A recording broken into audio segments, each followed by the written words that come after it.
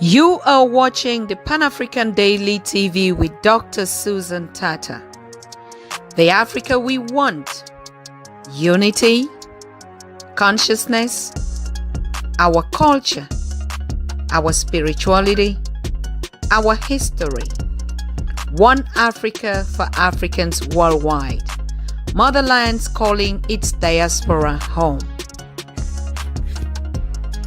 Join my voice. Join my team. Join my campaign. Campaign 21 hashtag 1 million subscribers on the Pan-African Daily TV YouTube. Be a volunteer. Apply now.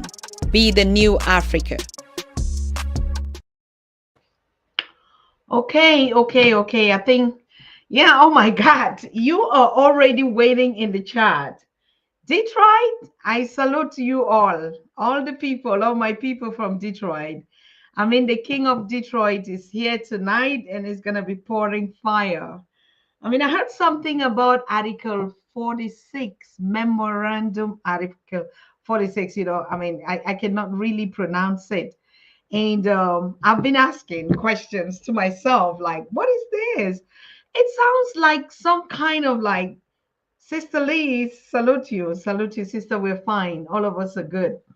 So I was like, what is this?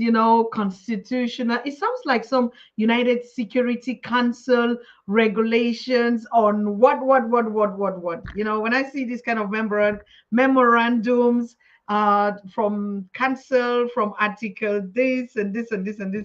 Hey, I mean, people gather here, because I think Dennis, the king of Detroit, is in this place and he's going to be pouring a lot. He's going to tell us a lot what's going on in this memorandum of 46.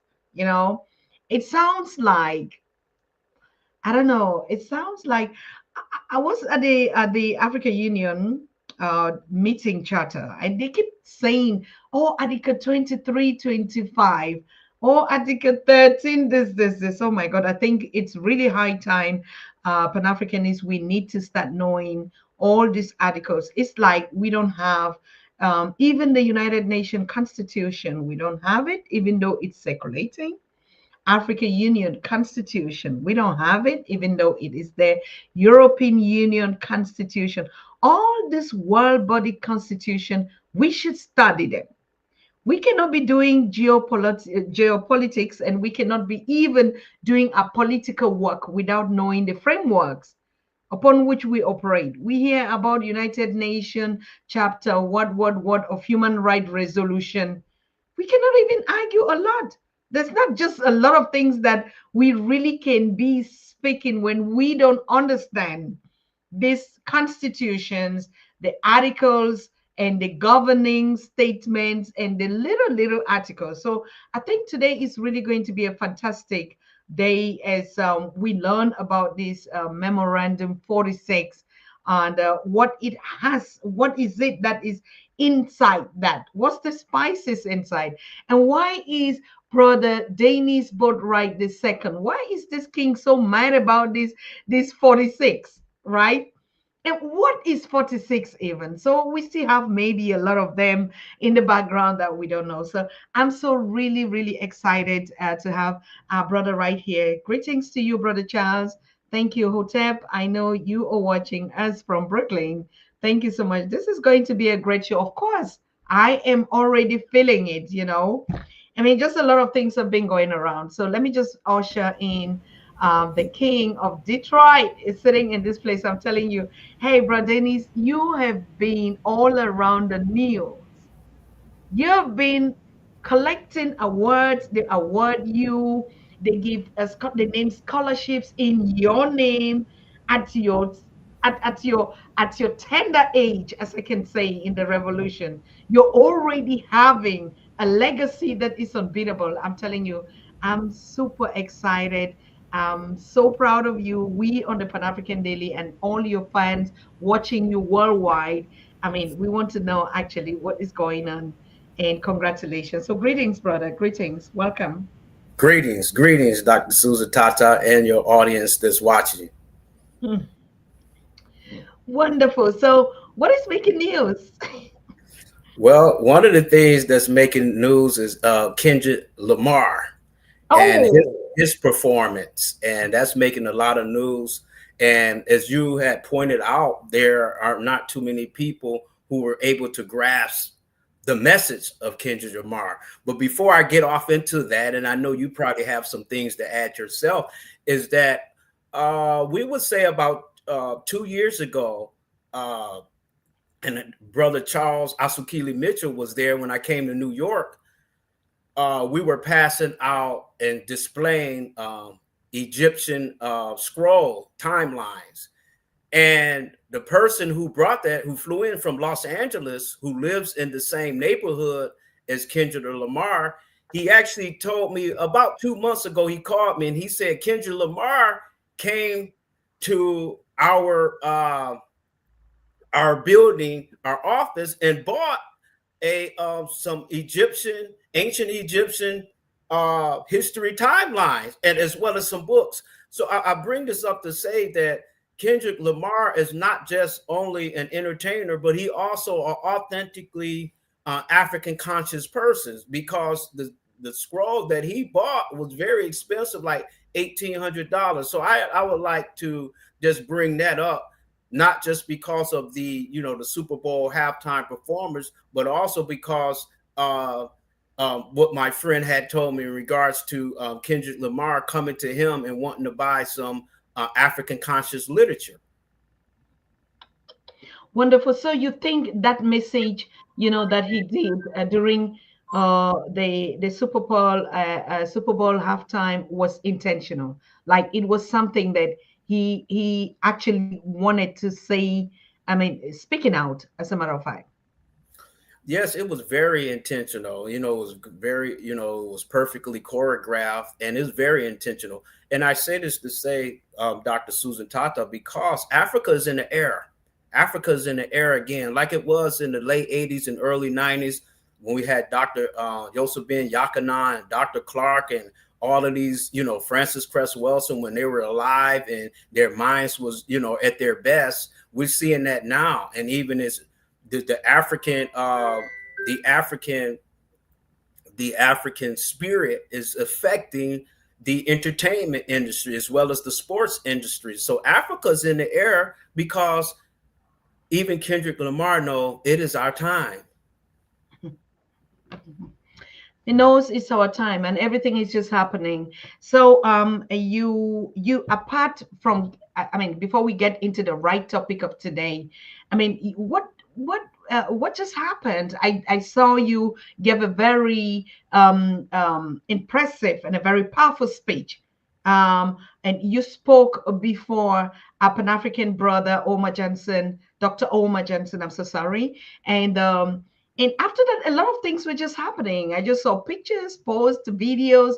What was that ceremony about? And what was it actually that you speak out?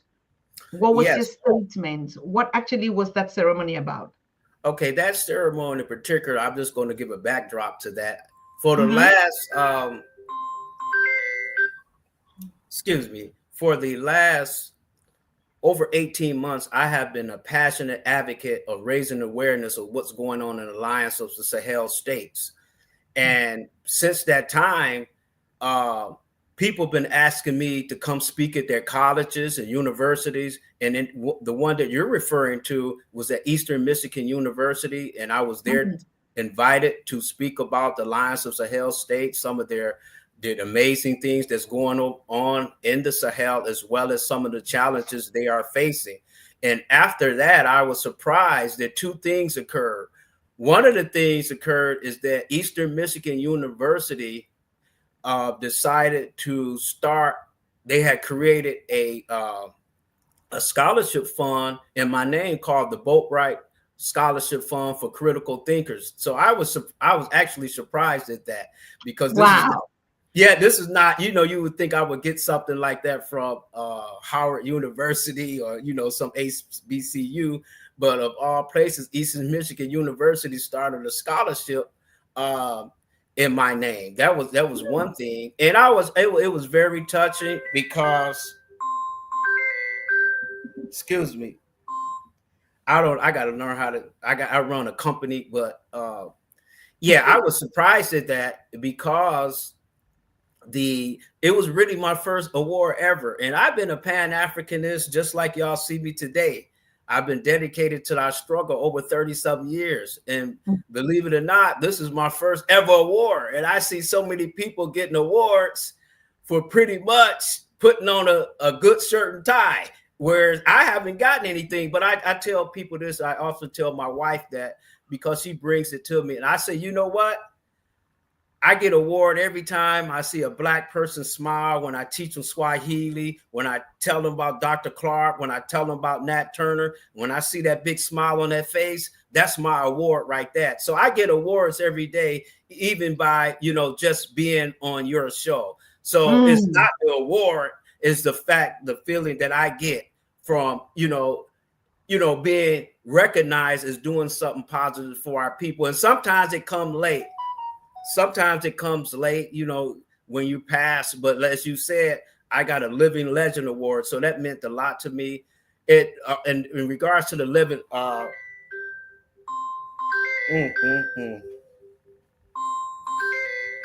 yeah, I don't know why these people, they keep calling me. So, but anyway, I got to live. Also, in addition to that scholarship, I got a Living Legend Award because the person has said that Dr. Kimberly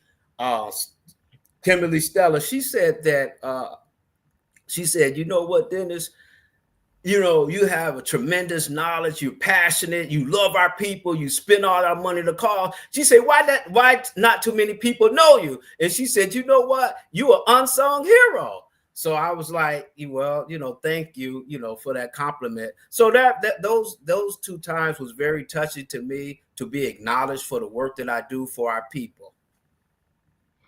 Wonderful. I think people know you, the right people who are supposed to know you, they know you, and there's so many of them, the millions of them.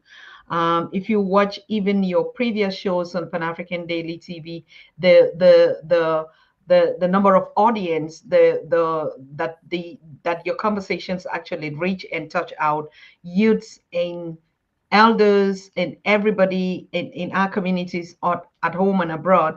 It's actually fascinating. So I think this is just the time. It's like yesterday I was also showing, my work, 30 years of work in the background. And until I was on the Pan-African Daily TV and people start, seeing my face and knowing. So I know there are a lot of Pan-Africanists, Africans doing so much work in the background. And that's why the Pan-African Daily TV and these platforms are very, very key to our voices. If we don't speak out or they don't call us into spaces like this, the whole world would just think these are lazy Africans who don't even know their left, center, right. They don't know what they're doing. So now tell us about the topic of today. What is it that you want to lecture us on? Because we're really curious. I'm literally excited about this memorandum thing. I'm very excited. This topic that I'm talking about, I feel like it's in my chest. I'm ready for it. And I just want to say that I think that's blocking the screen. That's the memorandum that I pull up. It says National Security Council Memorandum 46. Special clandestine operations should be launched by the CIA to generate mistrust and hostilities between Africa and African Americans to prevent joint activity of the 2 forces. Oh my God.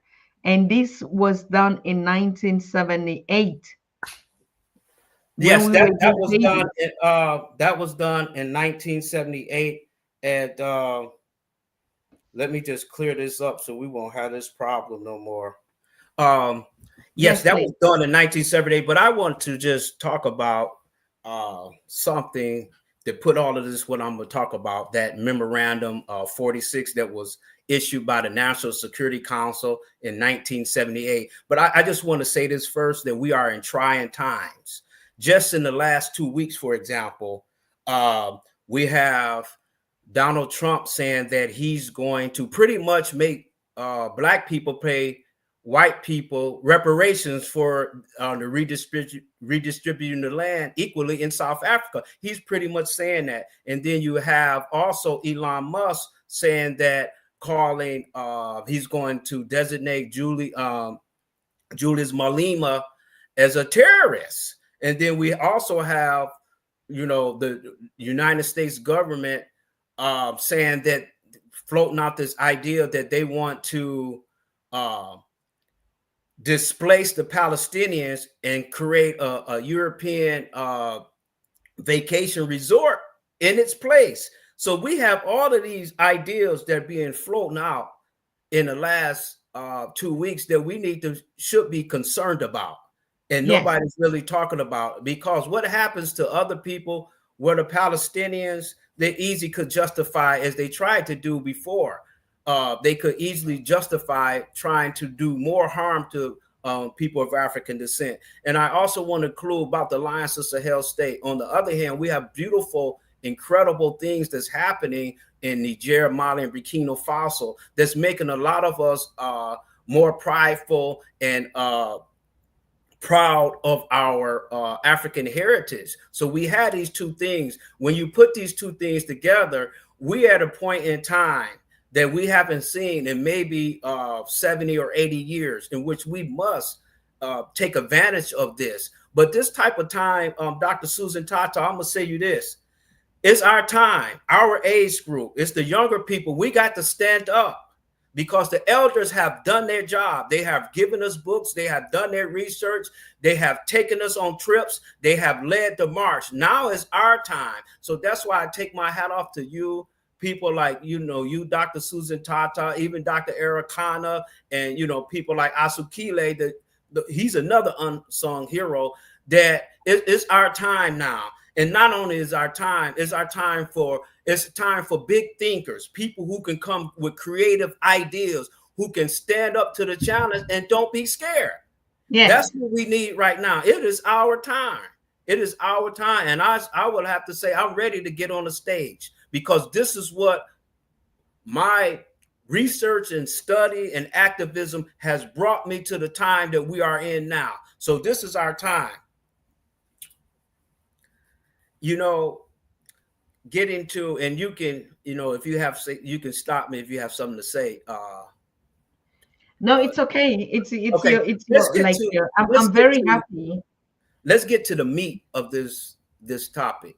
Yes, and that is in 1978, the National Security Council issued Memorandum 46, which mandated the FBI and the CIA to create hostility and mistrust, specifically between African Americans and Africans. Why did they say that? Why did they want to create and fund hostility and mistrust among people of African descent? One reason is that they don't want Pan-Africanism to flourish. That's on the basic level. Another level is that Pan-Africanism has always been a thorn in the side of white domination. It always has been a problem. And then when you look at our history, you will see that even during slavery, some of the first thing that they banned, as we know, was the drum, the African drum. Yes. It's not that they didn't want us to sing or anything, but the African drum had the power to remind the enslaved people that they were African people. So that was one of the things that Europeans had banned, because they didn't want any type of Pan-African sentiment to develop. But then we look at African people of African descent, and I'm gonna get to that memorandum. I'm just creating a backdrop to it. When you look at it, people of African descent or enslaved blacks in America has always thought of themselves as African. In fact, when soon as they were able to create independent institutions, they would name it African, like the African Methodist Episcopal Church.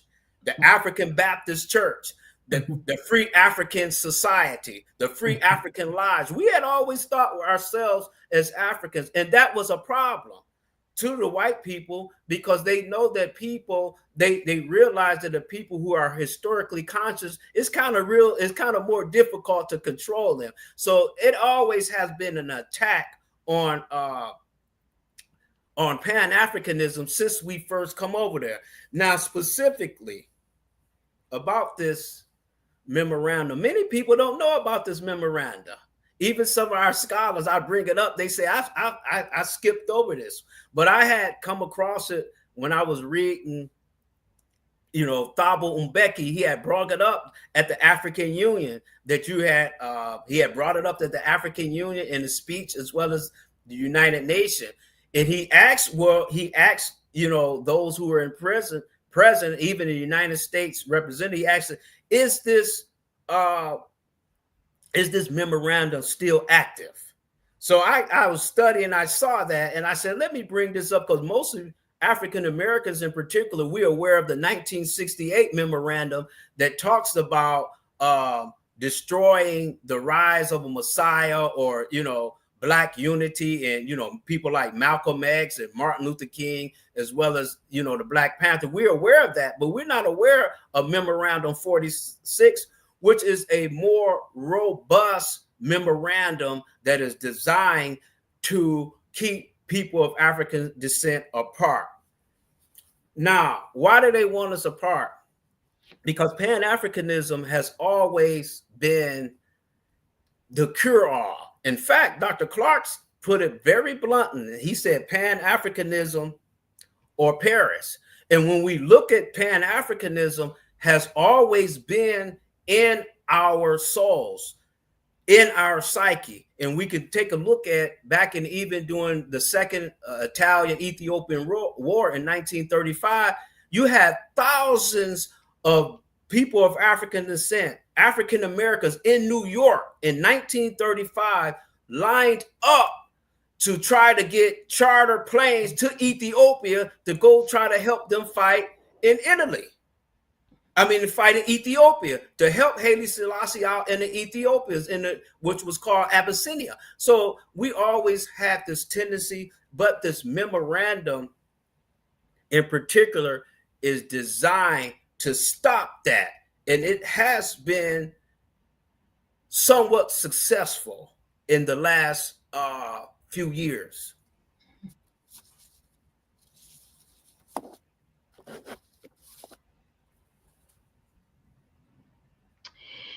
But it's by design, brother Danis. This is something even from the origins. The only thing to do is to bring out projects that actually disconnect us, even from the time of, in the time of the existence of Africans, when they discovered the knowledge, the power behind the Africans. The only means they knew they could walk against the spirit of unity, because this unity is power. How do we break down this power? So it's actually nothing strange about this memorandum. The only thing is, it's so disastrous that it is in 1978. We were babies, some of us not yet born.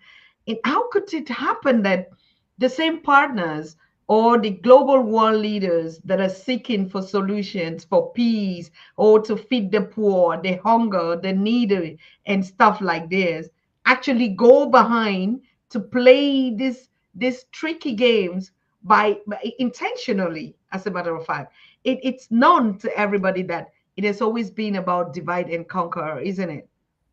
Yes, it's always been divide and conquer. And when you look at Pan-Africanism as a history, you see that Pan-Africanism was used even during the first dynasty of Egypt, when Pharaoh Namur had kicked out the foreigners, and then after that he united Upper and Lower Kemet, which is Egypt. So Pan-Africanism has always been a prescription. This is why it has been under attack. And it's not just in this memorandum. This memorandum has always been in effect informally. As I mentioned earlier, any expression of African was totally banned because the power that recognizing yourself and connecting yourself with a mighty people, how that would inspire you and make it somewhat harder for them to control you. But, you know, Pan-Africanism is the cure for our illness. And this is why even today we have the U.S. government attacking Pan-Africanists. And we look at, just take a look, just back in September, we had the former Secretary of State, Anthony Blinken. He publicly said in an interview that he said that we must close down Pan-African news sources. We must be more critical of them. And then the next week, we know, everybody know about African Stream. It was taken off of YouTube. It was taken off of Facebook and all other, social media control platforms. And then we had, prior to that, we had an economic journal in Europe said that the biggest threat to European power is Pan-Africanism.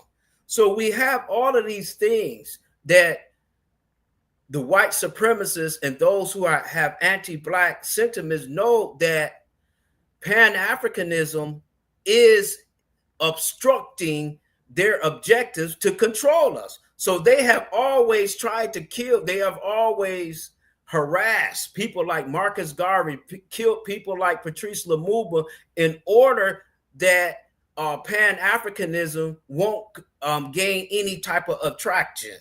So this is what we're seeing now, even in Africa, amongst the alliance of the Sahel states. We have yearnings and expressions of Pan-Africanism that is sprouting in Africa again, and this is causing a lot of trouble to people, because once Pan-Africanism is in effect, there's no way for us not to progress as a people. And Dr. Susan Tata, I bring this up to say that, see, when you look at Pan-Africanism, this is how important Africa is. And, the United States government, not just the United States government, but other Western governments, they want to keep us isolated from Africa. And they tried to put in our minds that an African American is the one is going to save Africa. Even though we only have 0.3% of the wealth, we don't have no defense capabilities, but they have put this in our mind that it's going to be African Americans the one that's going to save Africa. But when you study history, every people, even when we go to Asia, you always have what you call an anchor nation. And what an anchor nation does is it's sort of kind of bring peace and stability and prosperity to the rest of the region. And I use China, for example. When China was down, when China was sick, when China had bad centuries, as they call the 18th century, as China called that as the bad century of China. But my point is this, is when China was sick, Vietnam was sick, Cambodia was sick, Laos was sick. But soon as China got its independence in 1949, it seems in rapid succession, Cambodia, Vietnam, Laos, North Korea, all of them start prospering and start getting their own independence. So even when you look at Europe, United States, it serves as a hegemon for Europe. And because of United States, its standing, it kind of like helps other European nations out militarily. This is why United States really control the United Nations. It runs NATO, even though it is not a part of Europe, because the United States is the hegemon and it's what you call the anchor state. But my point is this: Africa, a healthy Africa is going to make a healthy Haiti, a healthy Jamaica, a healthy diaspora, a more healthier African American. So what we have is we have anti-African forces that are trying to obstruct the ascendancy of Pan-Africanism, because they know once Pan-Africanism reached a certain level, it's going to be hard for them to control us. You said something in the beginning, and I want to greet all of you here, all of you in the chat. Thank you so very much for responding and your greetings and your comments. I'm actually just pulling them. You see, they keep reducing even the size of our text. When I pull it on screen, you cannot even read what someone is saying. You know, it usually was not like that, and you don't have any control about it. So you said something in the beginning. This is our time. This is our time, because you cannot kill the spirit, isn't it? You can never kill the spirit. Even if you destroy the flesh, the physical, the spirit is the energy, like we know. So, and Pan-Africanism is a spirit. Pan-Africanism is just, you know, dropping ice to put it in any kind of a format, but it's a spirit. So when you say this is our time, it means we have been living in this spirit in an ignorant way. And this is the time where it is unstoppable. It's not even us doing it. As a matter of fact, we cannot even control what is happening right now and what is going to happen. It is the downfall of any nation, like any kingdom had its own time. And like we say, there's no kingdom that lasts forever. We had all the times, if you look at history, and you look at the times, the evolutions, the wars, the beginnings, and we are recycling again. I mean, like Africa was, is the beginning, and is going to be the end. If we follow even the scriptures, the words that say, so in the beginning, so in the end. And so once we understand from what you are saying, the Sahel Alliance is not by design. It's not a coincidence. Even the word Pan-Africanism was politicized. You find even the political systems, you have Pan-African University just teaching exactly the opposite of what the real spirit of Pan-Africanism is. So what do you really think that is it that makes that fear? How can a people that you say they're so poor and we have to help them all the time, we don't even have money? I mean, like our own currency. We don't own our resources. You know, we literally don't own anything, as a matter of fact. What is it that makes you fear just the sound of a drum? You know what? That's a great question, Dr. Tata. And I say this to say that Africa is more so a spirit than actually a land, although it's a land as well. It's a spirit. And this is what, when you look at African history and our culture, we realize that wealth really doesn't have anything to do with gold and diamonds and money. It has to do with your consciousness. And what's happening is Africa is getting its wealth back because, as I told one of your viewers I see on here, Sister Pagan Douglas, I had told her one time, I have never felt so proud of being African as I am now, because it seems like I got something to brag about now.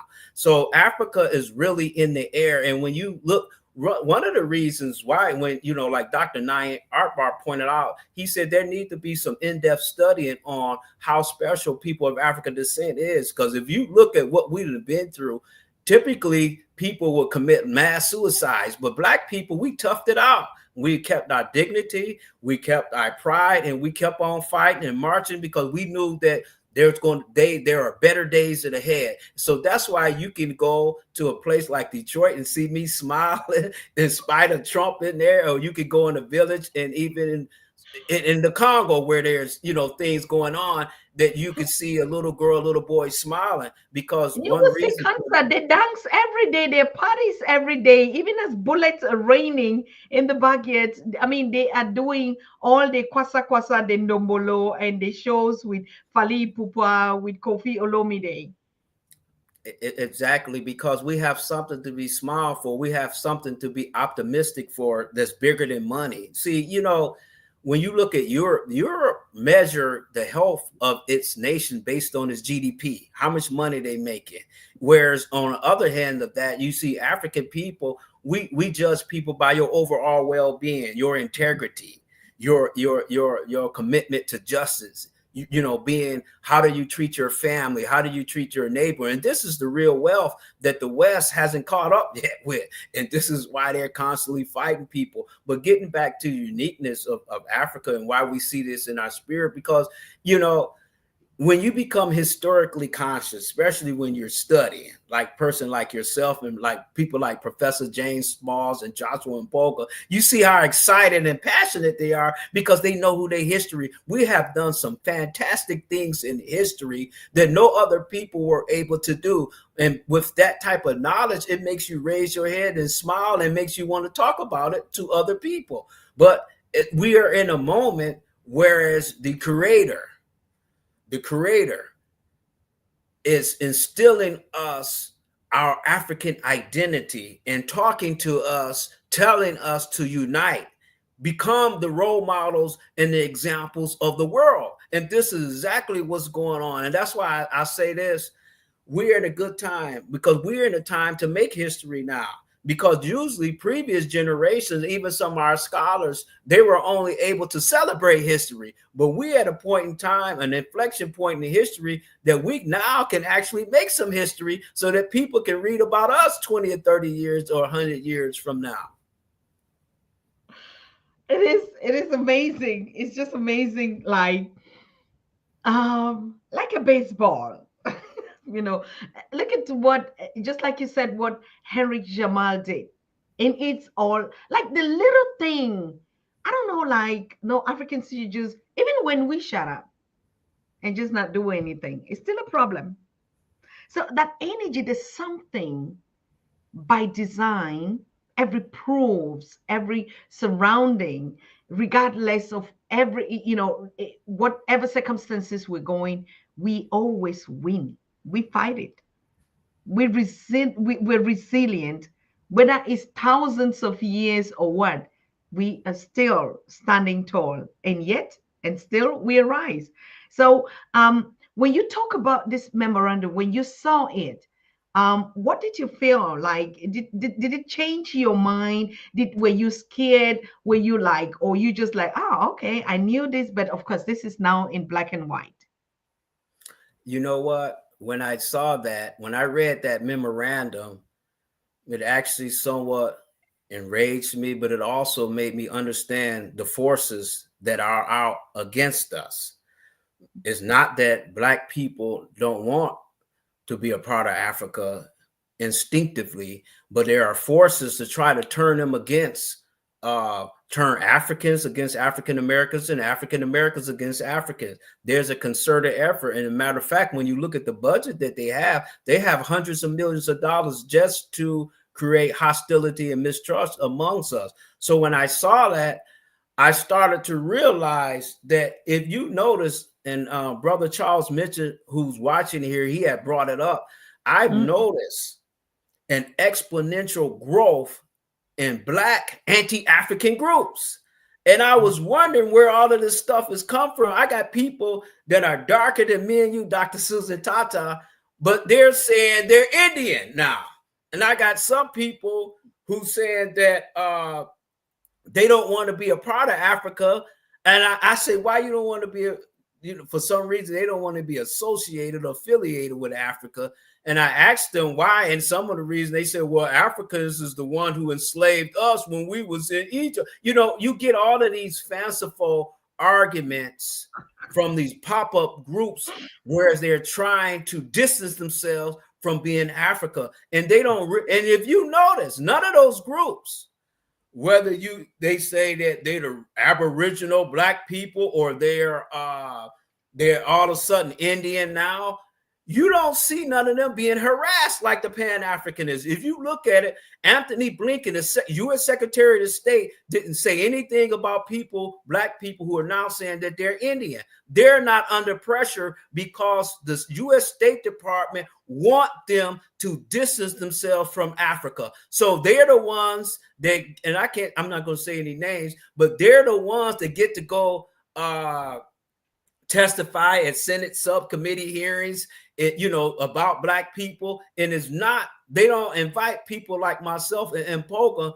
because we're Pan-Africanists. We're embracing our African identity and we're not running away from it. So I'm just say this to say, Dr. Susan Tata, that memorandum is designed to do exactly what these groups are doing. And that is, they have African-American groups are run away from their African. They don't even want to call themselves African no more. And I'm not saying, I try to talk to them.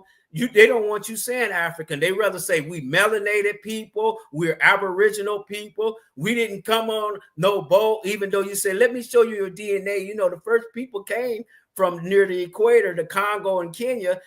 They totally discard that because they don't realize that they are being manipulated by the U.S. government to counter, as a countervailing force to distinguish Pan-Africanism. They don't know that they're playing right into the government's hand, because I'm going to tell you this,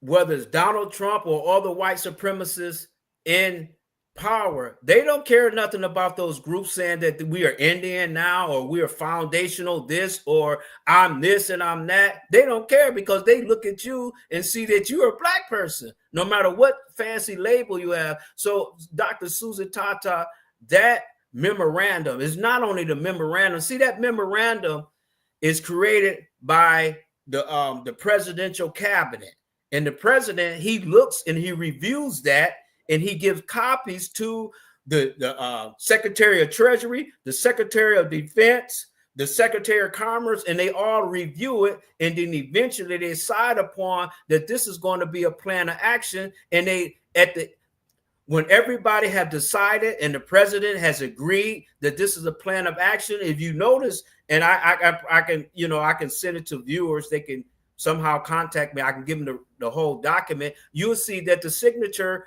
of the Secretary of State is on that document that says explicitly to create mistrust and hostility between Africans and African Americans so that they would not cooperate with each other. Now, what type of government would say that? And by the way, this memorandum was put out and issued under a Democratic president, Jimmy Carter. So what I'm saying is that memorandum has had devastating consequences on our community without us even knowing it. I mean, you, Dr. Susan Tata, because you're aware, but we're starting to see the fruits of and the objectives of Memorandum 46 that is created, that was issued to keep us divided. Yes, I want to salute all the audience. I mean, your audience is coming up. Brother Asa Imhotep, it's been a while. Thank you. And I also see Professor Baina Bello is watching with us, and Sherry Penny, and all the audience that is coming. Charles, doing Gavi TV. I just want to give you a shout out and say, thank you for commenting. Thank you for actually liking the program and exactly agreeing to everything Brother Dennis is teaching us here. Yes. Do you think it really even matters now? Like, if you see the state of mind in which we are, and do you think we really care who wants to belong to Africa or not? Because we don't have enough space. It's the same spirit that the Sahel Alliance is bringing to the continent. Join or get out. Nobody cares.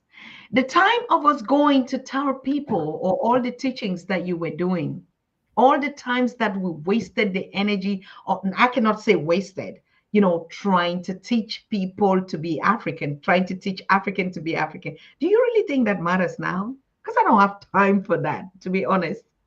You know what? It doesn't matter to Africa, because Africa doesn't need nobody to legitimize it. Africa is Africa. And I say this to say that, I feel blessed to be African. I'm so happy to be a person of African descent, but when you know about Africa, you will be want to join. You will be so proud of this. But what you're bringing up, another issue, and I like to get out a shout out to Asar Imhotep. I met him when he came to Detroit with Happy. He's a good brother, and you keep up that good work, Asar Imhotep.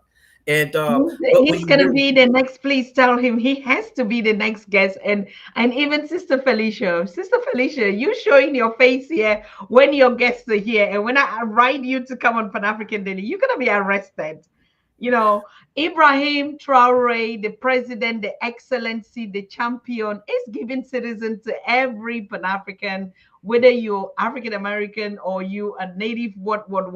You qualify to be a Pan-Africanist, you get your citizenship. So we're going to start reporting people that are not Pan-Africanists that are not coming here on the show. Sister Felicia, you better just listen to this, because we're going to arrest you and bring you here. You and Brother Asa, okay? You and Brother Asa Imhotep. I miss you guys so much, Pan-African Daily TV. Really miss you. And Denise, I want to thank you, because I think they can hear you. What do you think? Okay, repeat the last part. Asa is saying, "Oh, Sister Felicia is in the building. Of course, Detroit it's in your blood. It's in your blood. She's in the building." Felicia is a soldier. Her and Taki, they put work in, and actually they kind of like rejuvenated my Pan-Africanism, because they brought all the scholars here to Detroit and even in New York. And I've been to see them, in DC, and it's just a pleasure to see them. But it just lets you know that the work of Asa Hilliard, the work of Wade Nobles, the work of Dr. Clark has not been forgotten. And Felicia Harden and Taki and people like Asar Imhotep, they have not forgotten the teachers of our great scholars. So, but, getting back to what you were saying is, Africa don't need nobody. We need Africa. In fact, Africa is the only continent that's self-sufficient. Everybody needs Africa, and Africa doesn't need anybody else to sustain itself. In fact, had it not been for just one little country, Niger, 30% of the electricity in West Europe will be cut off just from Niger. And we know that Africa is also, it feeds China. It feeds China. It's the breadbasket of China. So Africa really don't need nobody. But one of the reasons why this is happening, Dr. Tata, is because people have been miseducated, and because of the propaganda over here about Africa, people feel ashamed of their Africanness, and they feel that Africa is losing. So just like in sports, who want to join a team that's losing? Who want to join a losing team? This is what they believe in their own mind. But I have to say this because the momentum is starting to go in the right direction. And we seeing from, heads of states of different European nations, and they're recognized that maybe, as Sister Mama Pega Douglas said, the gig is up. And they starting to feel that. And I can imagine this, and you can see it already, because Africa is now, they scoring touchdowns. They scoring touchdowns now, and people are starting to see that, especially with the Alliance of Sahel State. And then not only, you got Senegal, and also Ghana gave a great reception to Ibrahim Traore, as well as Chad, and Botswana is saying something. So we're seeing Africa is starting to be considered somewhat contender. And when that happened, you're going to have a lot of opportunities. You're going to even have white people going to be saying, I'm African too, because Africa is about to be on stage. We're about to be in power. We're about to be able to defend ourselves. And with that, it comes with a certain level of prestige. So I don't feel bad when people try to distance themselves from Africa. I just shake my head in pity because they don't know that what they're distancing themselves from. And if had they known how special we are and have been, they will be running to Africa. Particularly at this point in time. Exactly, that's the same thing when I see somebody that doesn't understand the pride, the dignity of being an African in this point in time. Literally, something is like you need to question your ancestors. What are they doing to you? Because like, why are you not in the line? Why are you not on board on the train? So, but our work is actually energizing, is spreading out. Like they say, those that were lost would be found, and those that once were blind would see. This is the point right now. And even in the point where they say each and every one of us would go back to their origins, for the rebirth and the renaissance of the earth, for Mother Earth to be able to recreate and balance, most of us would have to go back, whether it's physical or spiritual, or just by connecting the way we're connecting and synergizing amongst each other. It is unstoppable. Like I said, we don't even have any control. Right now, it's out of touch because how could you imagine? How could you really imagine that a whole, did you hear the Brazilian, or was it Brazilian head of state who said, I don't know whether President Donald Trump is actually the leader of America now, or he's the commander of the world. Like literally, can't you focus on your internal policies? What is like wrong with you? And how come? So even the fact that they recognize the works of Julius Malema and all the speakers, and even Africa Stream, and most of us who were actually like, the fact that we got a recognition, is that not too much power? I mean, like, like people are even happy to be arrested now in the name of Pan-Africanism. It's not even just like that all the time where we were scared. Like sometimes you just want to be a hero to be arrested, and you feel good about it. Like, oh my God. Oh yes, Dr. Tata, it's a mood. It's a mood that's in the air. And yeah. Africa knows how to take care of itself. Africa been around here more than everybody. So Africa knows what it's doing. And as you said, history goes in cycles, and often the time is that in this cycle, eventually it comes back in full circle. And as you see, slowly, as really, Europe is imploding. You have Donald Trump starting tariff wars with Canada, raising taxes on them, and Mexico, and all kind of stuff. So this is symptomatic of where Europe is going down, whereas Africa is going up, and it only is going to improve our condition as Africa get more healthy. But we have to be careful because Europeans, they fight back, and we know that. One of the former owners, one of the founders of the business called it's a black ops, somewhat private security firm. His name was Eric Prince, and he said in the interview, he said openly, and he said about 3 months ago, he said it's time to recolonize Africa.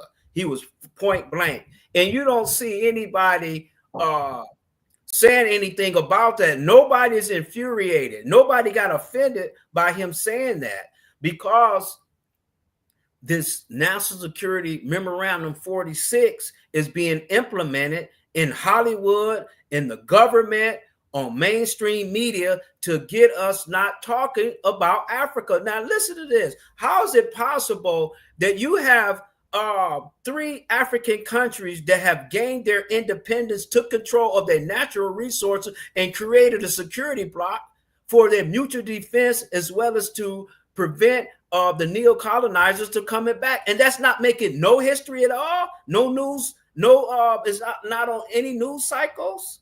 This is something that we should be trumpeting. But the only place that we're seeing it from is like people like the show Pan-African Daily TV. Other than that, nobody is talking about it loud. Nobody's on a bullhorn saying that Africa has reawakened, is because they don't want people to know that. Because if people know that, we're going to be more prideful. We're going to be more purposeful in our actions. So the national security Memorandum 46 in a nutshell was to prevent Pan-Africanism from flourishing. It is exciting when the right people meet, the right spirit, the like-mindedness, everything just thrive. I think all our contributions can never be underestimated. And each time I keep thinking happy and the happy movement, and particularly Sister Felicia and Brother Taki, for actually, when we say connecting, it would not, it might have taken some time, but the format in which they displayed these connections, and literally at that time, in the heat of, I mean, now we're relaxing, we're chillaxing. This is really nothing to worry about. All of us are robust. But you can imagine at that time to have put up the Detroit conference, and not just the Detroit and the Black Excellence Conference, in New York. I mean, there is no time in history that these things should not be.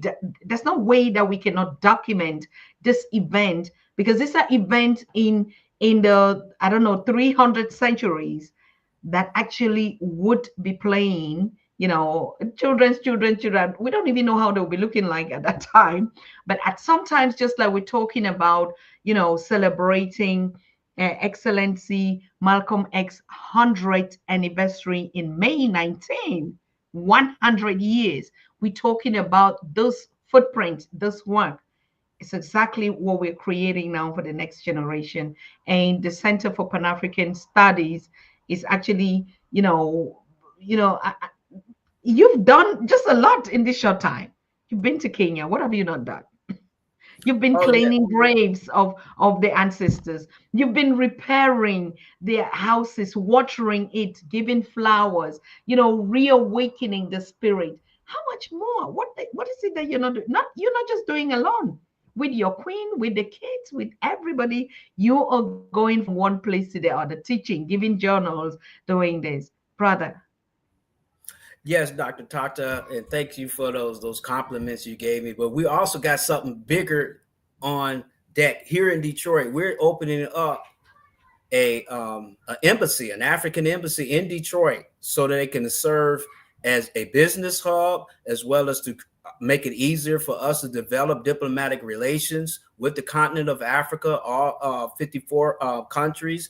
And not only that, we're doing this because I got some other good news. It's not just Burkina Faso, but Mali, the ambassador of Mali and an ambassador of Niger contacted me within the last two, and Burkina Faso actually contacted me yesterday about 9:30 last night, Eastern Standard Time. But my point is, I've talked to these ambassadors, and not only Burkina Faso is offering dual citizenship, but Mali is offering dual citizenship, as well as Niger. So what we're going to do, me, Asukile, Dr. Arthur Lewis, Pianki, and Israel, we're going there. We're going to take a delegation with some brothers who are in Cincinnati. They're going to go to Cincinnati Pan-African Coalition, and we're going to Washington, D.C., and we're going to talk with the ambassadors and the chargé d'affaires of each respective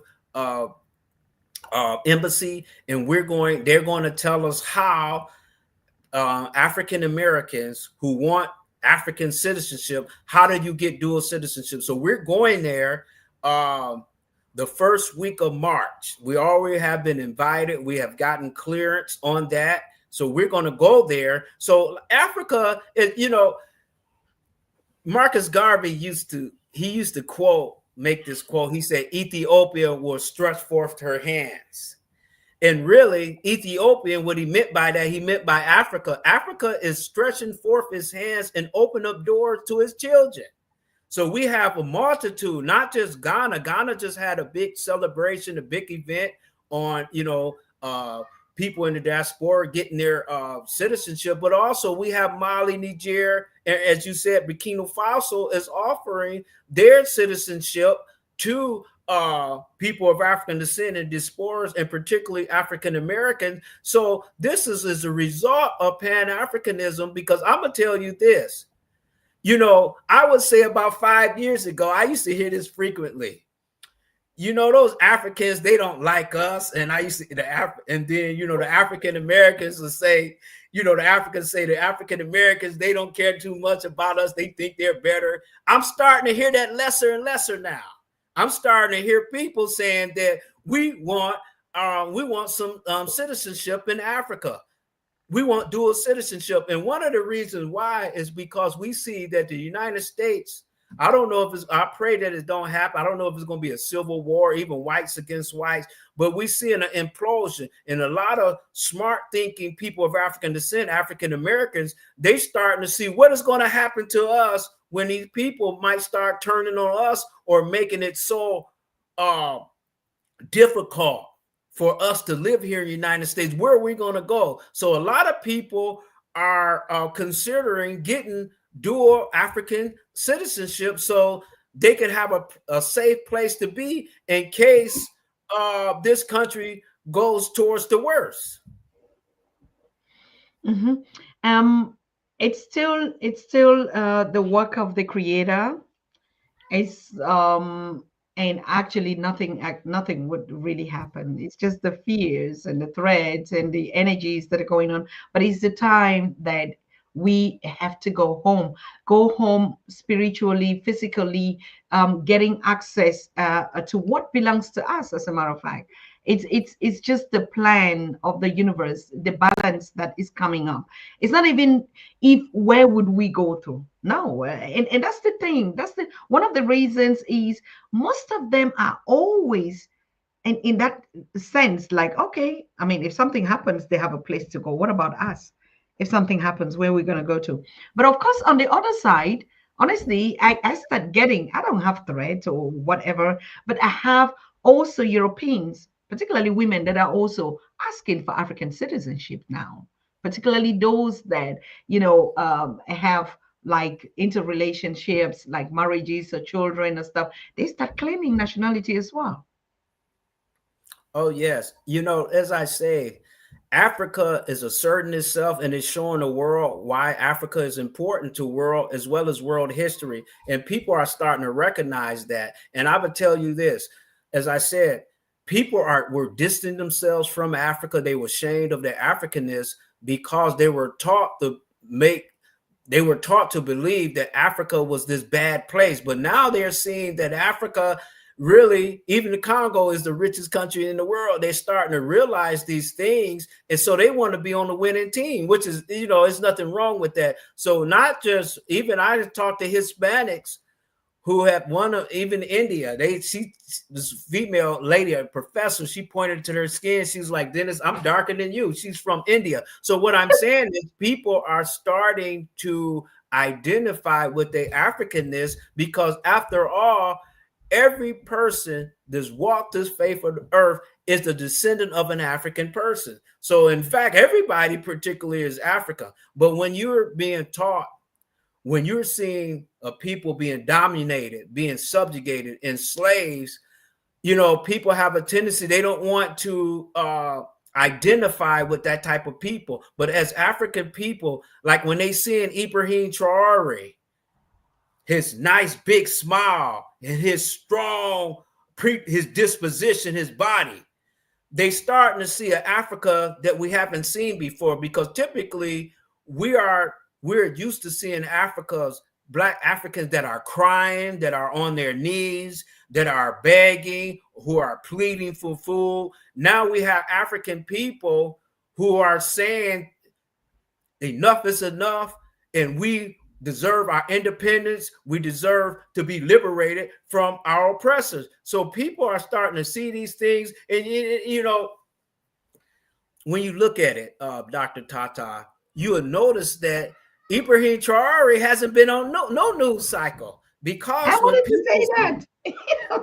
The reason why, because they want to give the image of a person that are pleading, that are begging, you know, pretty much on their knees, telling Europeans to give us a break, treat us equal. Now you have a group, not just Ibrahim Traore, but actually Assimi Goïta. I bring Assimi Goïta up. I was at the Mali embassy in Washington, D.C., and they kind of joked to me. They was like, you know what? Y'all talk about Ibrahim Traore, we love him too, but we the ones started it in Mali, you know. So we have all of these beautiful people, Abdourahamane Tchiani, you know, the leader in Niger. They're keeping these images from our people. And I was saying that, you know, if there was a movie, and maybe Happy can probably do a documentary on that, there needs to be a movie about the Alliance of the Sahel State. And there also need to be some action figures or comic books made, because what's happening is the European want us to get all excited about Wakanda, a movie, but they don't want us to know that we have a real Wakanda, and it's called the Alliance of Sahel States. So we need to make movies about that, and Black people we need to hold our head together and realize that we're not going to succeed if we do not cooperate with each other. We have all of these one-man shows. We have everybody trying to be in their own lane. I'm doing this. Everybody promoting their own shows or promoting their own program. And we're not trying to get together. And we're playing right into hands of that National Security Council Memorandum 46 that says create hostility and mistrust amongst people of African descent. And I'll tell you this. If you go on my Facebook page, right, thank you for showing that. Special, and I read it, National Security Council Memorandum 46, special clandestine operations should be launched by the CIA to generate mistrust and hostility between Africa and African Americans to prevent joint activity of the two forces. So we see these, right, we see this, Dr. Tata, in full display. And a lot of times it's not even what the Europeans or the white Americans are doing, it's what we're doing with ourselves. We keep creating groups that distance us from our Africanness. All of these fanciful pop-up labels that we're getting ourselves in order to push us farther and farther away from Africa. But it is only going to be our unity, because they can't fight. There's 1.4 billion people in Africa, and you know there's only 300 and something million people in the United States, period. Is over almost 1.1 billion people, more people in Africa than is in the United States. So my point is this. We have to attack national Somebody's security. asking us to display this. I'm sorry. Somebody's asking that we put it on. They want to do a screenshot. So, Yeah, we see that, and people need to take it. You can really look it up and get the PDF on it, and it actually is more sinister than that. I just didn't want to put too much on there, but we need to you know, even the Pan-African Daily TV show, and we looking on YouTube, we got Make Africa Great, I Love Africa. We have all of these channels because Africa is coming back, and is coming back strong. And this is why, and you know, Sister Dr. Tata, you probably can even explain it a little better. And I know Felicia and Taki can do it, or even Asukila. Kendrick Lamar made a statement, but as we know that some people not liking it for various reasons. I guess it's because the impact of that Memorandum 46. But we have Kendrick Lamar on a world stage, the biggest stage, the Super Bowl, talking about Africa. You have what's the other actor name? I can't think of his. Samuel Jackson. He dressed up like Uncle Sam but he's parodying the American government on how they perceive Kendrick Lamar. Kendrick Lamar is from Compton. He's from the hood. He's not a studio gangster. He's the real deal. And you have him talking about Africa. And here's another significant thing that people didn't catch on, and that is Kendrick Lamar. Some of his helpers during the halftime, he allowed them to get on top of that car and show a flag of Sudan and Gaza on live TV. So this is monumental when you have descendants of slaves who are on the world stage talking about their Africanness, not saying, oh, glory, singing, oh, America, I love you, but allowing people to come on there with highlighting the atrocities and the unrest that's happening in Sudan as well as in Gaza. So Africa is on deck, I just wish Dr. John Henry Clark and Yosef Ben Yakana and, Malcolm X, I wish Malcolm X alive so he can see that everything that he's talking about, everything that Patrice Lumumba gave his life for, we are seeing it now. I just wish they were alive to see this. I think, but they're alive. I mean, I believe it when Professor James says all the time, we are the ancestors, because it is out of their strength that we are born, that we are made.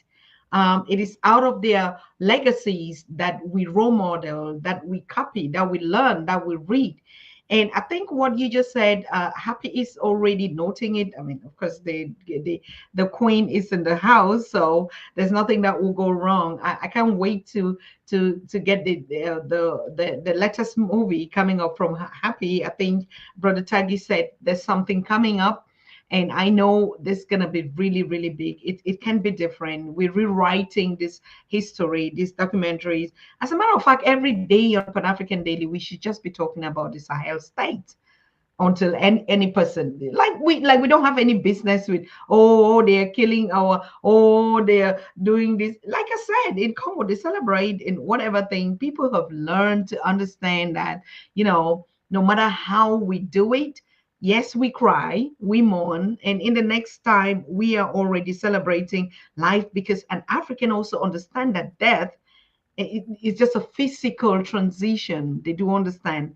That's why you're talking about these ancestors. They live. They're right here.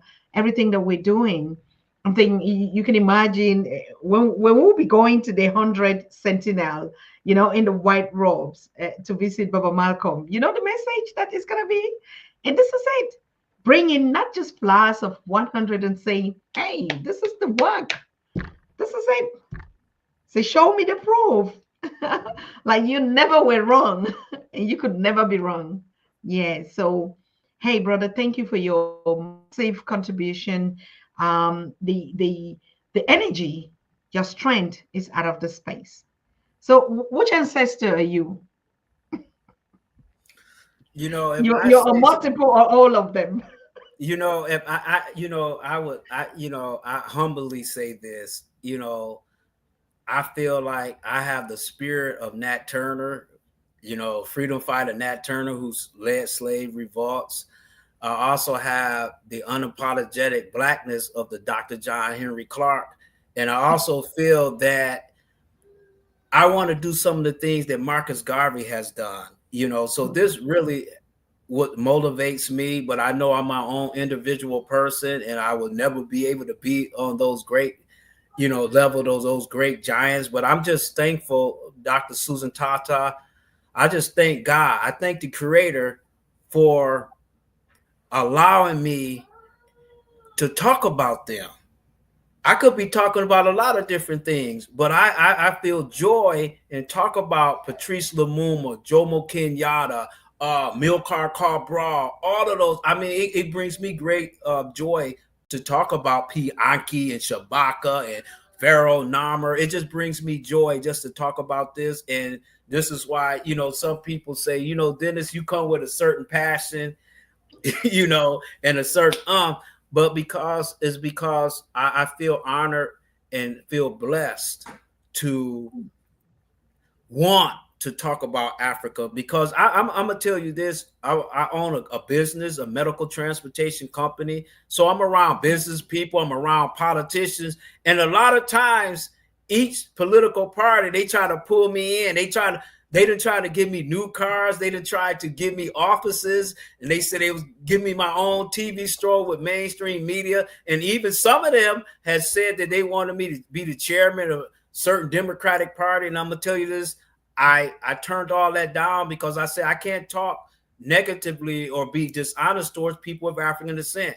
So I am motivated by the same way of Malcolm X. I cannot be bought. And I have told myself, and even my wife, she knows that I'm ready to risk it all for Africa. This is my calling in life. It's something bigger than me, because sometimes, you know, even as a business person, there's risk involved in doing the type of work I've done. And then many of times my Facebook page has been censored, it's been shut down, and many other different things. But however, you know, like Dr. Martin Luther King said, Dr. Susan Tata, he said that when you on the side of right, you shouldn't have nothing to be afraid of. And that's how I feel. You know, some people may think this irrational, but, you know, I'm following the spirit of our ancestors that's being in me. Because if Malcolm X wasn't scared to tell the truth, if Nat Turner didn't cave in when they're about to hang him after his trial, when he held his head in dignity and did not apologize for leading an uprising of slaves to try to liberate his people. If he could keep his dignity, so can I keep my dignity under the pressures that I receive from time to time. It's one Africa, one aim, one God, and one destiny for me. And I hope that be a part of my epitaph on my gravesite when I transition to the mighty elders. I mean, I'm all good. I think everyone too. I don't even know how to express it. I think everybody's just feeling the energy, like you're transporting it, you're bringing it. Ben Africa said this. I just want to pull out some of the the comments in the chat. You are truly the child of Africa. God bless you, Brother Danis. And honestly, Cheryl is saying, fear not, you're under the guidance and the protection of the Most High. And yeah, it's oh my God. Woo, it is hard. Yes, I think we're just feeling it. We're feeling your energy. It's a good thing. It's a good thing to have people like you. Africa is so proud of you. Mother Earth is proud of you. Everything that you are, you're chosen, just like every one of us here. You're just the chosen one. I see the passion in you. I feel it. I follow you. I watch you every single time. It's not only about you. It's about your community. It's about Africa. It's about African people. It's about your family. The same things you say, you teach your children. They speak Swahili. I don't even speak Swahili, you know. And so it is in you, Brother Danis. And like I said, all my other people have said, fear not. You're just the chosen one. Nothing is gonna. But by the time in their ages, at the age of 100, when you go, you just only going to reap what you planted here. So we're so proud of you. We'll continue to be with you. We'll follow all your moves at any time. Pan-African Daily TV is the voice of the ancestors that is just connecting us. We are only serving and taking responsibility of what is ours. You know, there's nothing more that we can do. We just, like we talk about the Pan-Africanism being under attack. It can be, but you can never kill the spirit. It's just as simple. Oh, yes. And before we go, I'd just like to bring up that, you know, here in Detroit, we're trying to revitalize the Black politics of America, because there was a one point in time that Detroit used to be the capital of Black politics. That's why we have Malcolm X. Before Malcolm X was Malcolm X, he was called Detroit Red. That was his nickname. So we're trying to get Detroit back in a political Pan-African politics. So we're going to start this, open up this embassy here so that we can have Pan-African conferences. So, and we're going to invite Dr. Ericana here to start us off once we get that building, her and Julius Malema and PLO Lumumba. But also, I just want people, if you don't mind, they can go to the Center for Pan-African Studies.org. That is Center for Pan-African Studies.org. And you can go on there and you're going to get some of the things that I've discussed here. And also I'm inviting Dr. Susan Tata that she can advertise on our website. You know, we want everybody to be aware of this groundbreaking show that Dr. Tata has started. And she can advertise it on at the Center for Pan-African Studies.org. Now, I can be contacted at director@centerforpanafricanstudies.org. That is director@centerforpanafrican.org. The office number, and this is the last information I'm going to give you. The office number, because it's in the United States, you'll put +1, and it's 313-434-2224. That is 313-434-2224, and you can contact me directly, and we can hopefully, in the Pan-African spirit, we can work together and try. Right now, our focus, as Dr. Susan Tata said, our focus should be on the Alliance of Sahel States, because they started. It's not a theory no more. It's not an academic course or discussion. It is the real deal, and most of our focus should be on making sure that the Alliance of Sahel States succeeds. I was about to type your email, director@Center for Pan-African, please. Center. Studies.org. Studies.org. Yep, if it pop up there, I'm going to look and see. Okay, you got it, Center for Pan-African Studies.org. Director at Center for Pan-African Studies.org. And you also, if you could put the website up there as well. There's some things up there. New articles about the Congo. Another tragedy. What is this? What is the advertisement? What is that's Center for Pan-African Studies.org. That's the website, isn't it? Correct. Center for Pan-African Studies.org. That's the website. And we hopefully people that's watching, you can submit articles and your perspectives. But I just want to thank you, Dr. Susan Tata. I'm going to tell you this. I'm going to be honest. You know, there's people that, you know, that are dear to me, and it's Dr. Ericana and Susan Tata, and I got to throw in Felicia in there. You three women are my queens, because I see y'all taking on the mantle of leadership. You're doing great things for our people. So whenever I want to brag about a living living woman of African descent, it's Ericana, it's Dr. Susan Tata, and it's Felicia. So I want to just thank you, queens, for doing what you do, because y'all three are my favorite.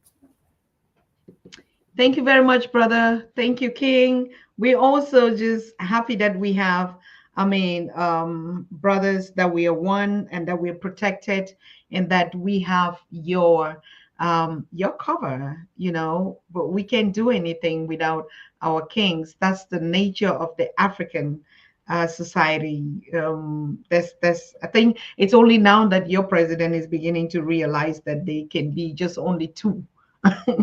They can be only two, but us, even the two, is in the oneness. So thank you so very, very much. We're so happy. We're proud of all of you.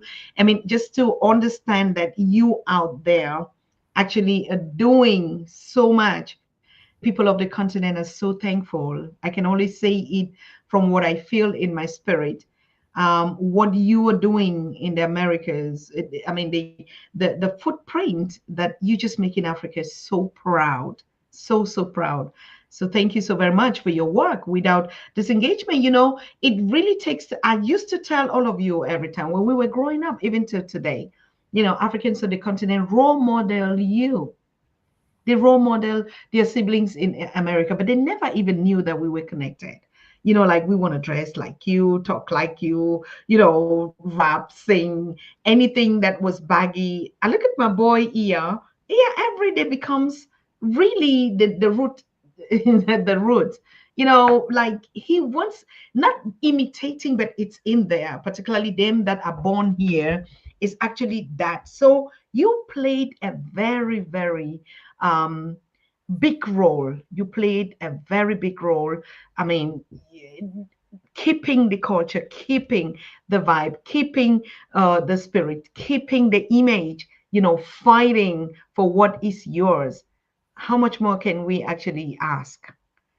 So we are role modeling you. We are happy. When we met with Sister Felicia and all of us, the way with Cheryl, and the way we embraced each other like never before. There's nothing. It's just this memorandums, and no matter what they do, but sometimes we just act like if you didn't bring it up, nothing. It's not a story. Nothing to talk about it. When I met Professor Baina Bello, it was like, you know, we had sent ourselves. So the reincarnation of the Africans is real. That's our spirituality. It's just so real. We were never here. We're not meeting for the first time. We had always been here. And you can see it. We're just coming back, doing the things that probably we didn't do. Right. So thank you so very much. And I want to thank all of everyone that is commenting and actually thanking you so much also for what you're doing. You know, people appreciating you in the chat. The chat is really hot. You know, I've never seen a busy chat like this one today. You know, the text, the everything. And I want to thank Brother Asa Imhotep. I can't wait to have you next on Pan African Daily TV. You and sister, my sister from another mother. You know what I mean? She's the one that taught me a lot of things. All right. And yes, we connect so much. So it is not a coincidence. I want to thank you again. So what are we looking at, brother? You talked about the trip. I see some people asking questions if they will reach out to you for the trip to Sahel, to Burkina Faso or Mali. Everyone is looking forward to just be a part of it. Yes. When you go to the director at Center for Pan-African Studies, you can leave a message there expressing your desire. But we know that people are curious to know more about the Alliance of Sahel State, particularly, you know, Burkina Faso, Mali, and Niger. And so we have been talking. We actually been doing a lot. We've been a part of this Alliance of Sahel States, you know, over a year ago. You know, even me wearing my shirts, and people used to wonder, what is that shirt? You know, I support the Alliance of Sahel States.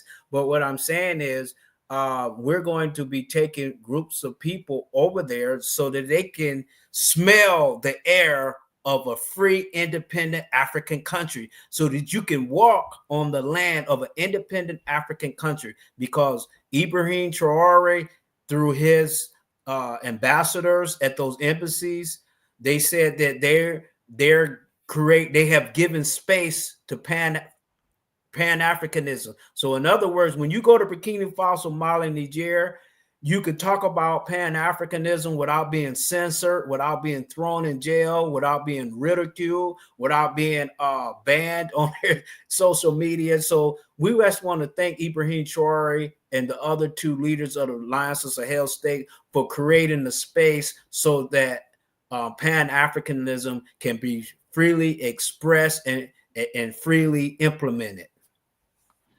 Absolutely. Of course, we really thank everyone, all the custodians of Africa. I mean, there are a lot of them that are doing pretty much. If we look at the grassroots movements, the women at war zones, the children, the elders, you know, keeping that continent what it is today. I think we thank everybody, and particularly those that are protecting the leaders that are actually working in the interests of Africa. And like, I think I saw a text of my sister Cheryl who said we should also pray. We really have to get this into meditations, into sharing positive prayers and energies for the work that the Creator is just doing in the lives of African people in Africa. Like we said, all the Africans, everyone deserves a happy life. And Africans have being happy without even, you know, without taking privileges that belongs to them. So, but we continue to encourage them and motivate them to keep this spirit. So thank you, brother. It's really wonderful to have you, and I would still love to have you anytime you have something that you want to share from Center for Pan African Studies. We are open. We are ready. And like I said, we are celebrating. I think all of you also want to visit us in Germany and see our work and see my work here. So we're celebrating 25th anniversary, of Omoja Africa Festival, which we started here in Germany, and it's actually the largest African diaspora platforms that are connecting and uniting us together. Let us meet also. I mean, I think we have to go to the foundation of where all happened, right? So visit us in Germany in June this summer, and we're going to be sharing and meeting one another, exchanging contacts. I mean, I've been coming to you all the time, so it's time that we're reaching out also and stretching out our hands. Of course, you will still get your individual invitations, and also all of us will be presenting our organizations and the work that we're doing. I think it's really just another way to connect with Europe, and and to meet in the middle. And that's why we have to ask question, why did they meet here? Because it was closer to get to that. So thank you, brother. Thank you so very much. I know you're tired, you work so hard, and yes, it's a pleasure. Mhm. Oh, well, it's always a pleasure, Dr. Susan Tata, to be on your show. They say that whenever you visit a place 3 times, you're no longer a guest. So I guess I'm like family with the Pan African Of Daily course. TV show. I know I at least been on here at least 3 times. So they say I'm not a guest anymore. I'm like family. And it's always a pleasure. And also, Dr. Tata, I got some people, brother named Paul Pumphrey. These are unsung heroes that are scholars and elder statesmen that travel the world, that are Pan-Africanism. And actually, they're old enough to, where they were actually familiar with, trying to find out where Patrice Lumumba was when he was kidnapped in the Congo. So, they're Hmm. proud of the Friends of the Congo, and they said that they will be they will be delighted to be on your show, and you just let me know how I can be of some help uh, to your show. And by the way, as Ron Spears said, my name is Imhotep as well. That's my name, Imhotep Amos. But people call me Dennis or Dennis Boatwright. But what really matter is my character and not the name. But you know, people call me Imhotep. But I'm just thankful to that, and keep doing what you're doing. And I want viewers to realize this: that Africa is on deck. We're at a point in time that comes very infrequently. We have Africa asserting itself. We have Africa creating a certain momentum and instilling pride in us, but we cannot allow the positive things that are unfolding and the opportunities to become yet another missed opportunity. We have to take advantage of it. Absolute. We have to. We have to, we have to, we have to. Thank you so very much, brother, for your words of encouragement. Of course, you're no longer a guest on Pan African Daily. It's your home. I mean, your logo is also on all our multiple platforms as one of our biggest networks that we have out there, amongst others. So thank you so very much for your encouragement. Thank you for teaching us, and thank you for showing us the way. We would definitely follow the footsteps. We're listening and we're learning. Thank you so very much.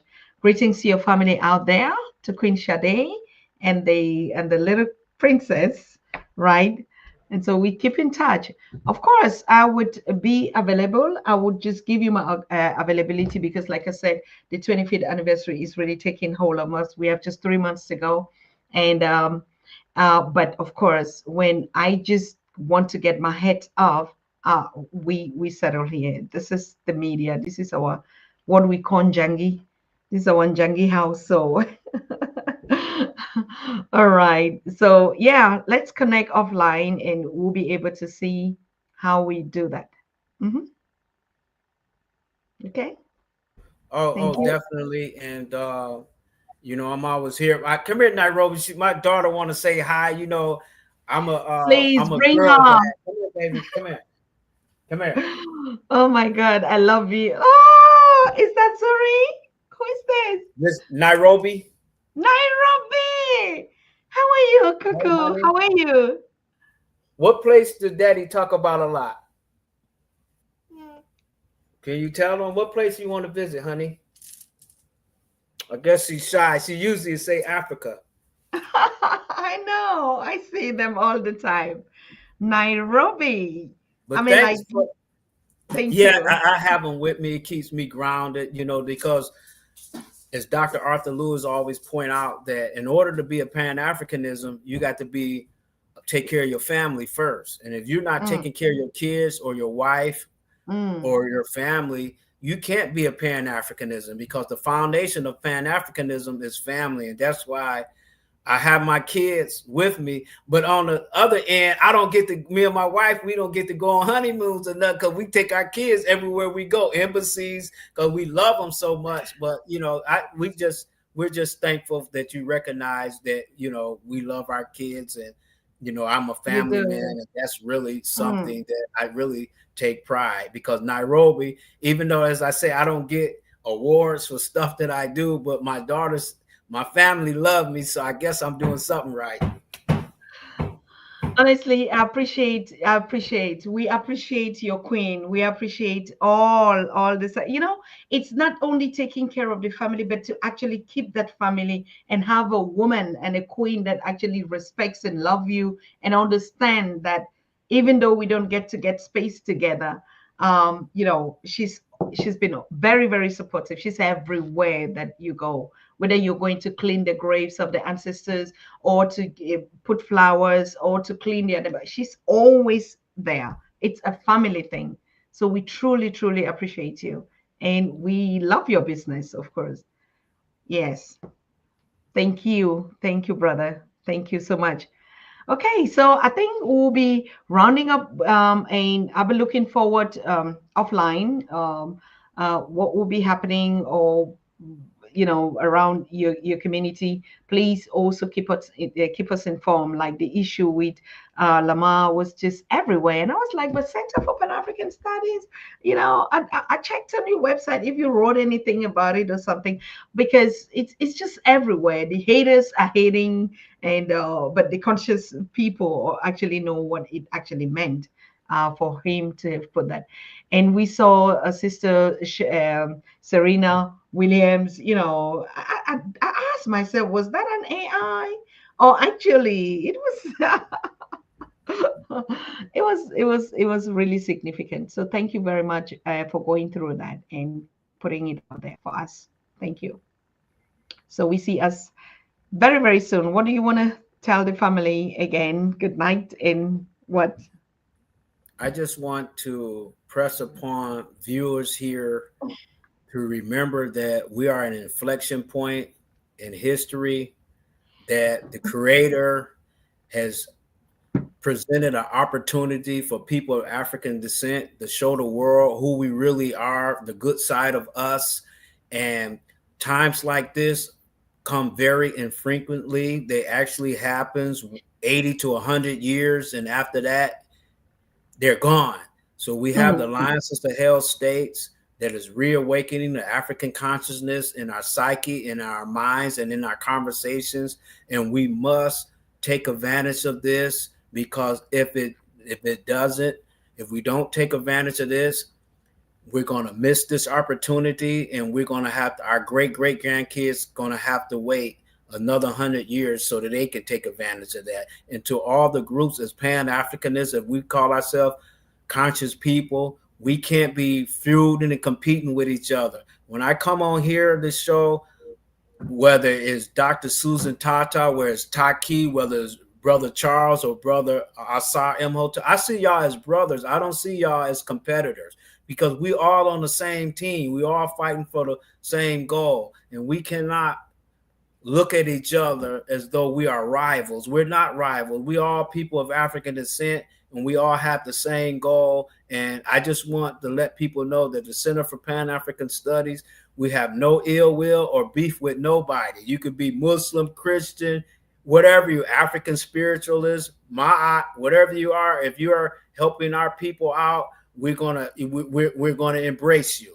And that's the spirit that we need in 2025. We can't be set tripping like the Crips in the blood, beefing over small stuff, talking about this scholar behind his back, talking about this educator behind his back. We got to stop this, because as I was talking to a student, and he said that, how do you expect for us to unite when y'all scholars, y'all don't even unite? Y'all get in public squabbles with each other, putting each other business out there for public ridicule. So we have to tighten up our game, because the masses of people are not going to unite if our scholars and our intellectuals and our academics and our activists are fighting with each other. We have to unite and come together and see each other as one. Otherwise, the knowledge that we have is not going to mean anything if it doesn't unite us. And that's what knowledge is for. Like Dr. Clark said,